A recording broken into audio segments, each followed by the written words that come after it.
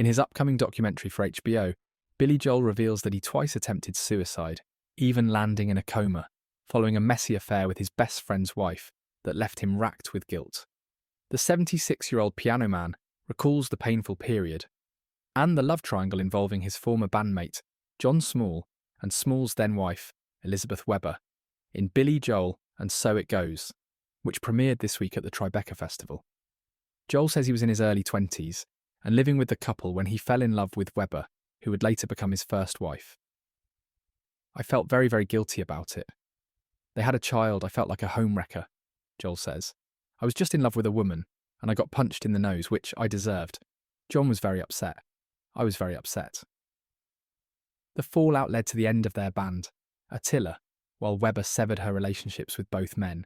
Left grieving and without a place to live, Joel says he fell into a downward spiral of heavy drinking, depression, and sleeping in laundromats. "I was depressed, I think, to the point of almost being psychotic. So I figured, that's it. I don't want to live anymore," the Rock and Roll Hall of Famer says of wanting to end it all. Joel then overdosed on sleeping pills and wound up in a coma for days on end.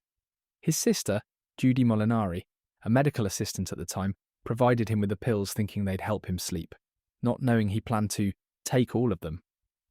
"I went to go see him in the hospital, and he was laying there white as a sheet. I felt that I killed him," she tearfully recounts in the documentary. That unsuccessful suicide attempt was followed by another when Joel drank a bottle of furniture polish, Molinari says. Despite his fractured relationship with Small at the time, Joel credits his former bandmate for saving his life, saying he was the one who took him to the hospital after the second attempt. The gesture ultimately helped them repair their friendship. Joel eventually moved back into his mother's home and then checked into an observation ward, where he says he realised he could channel his emotions into music.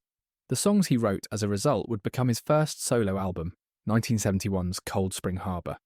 The album produced tracks including Tomorrow Is Today, Why Judy Why and She's Got Away, the latter of which was inspired by Webber.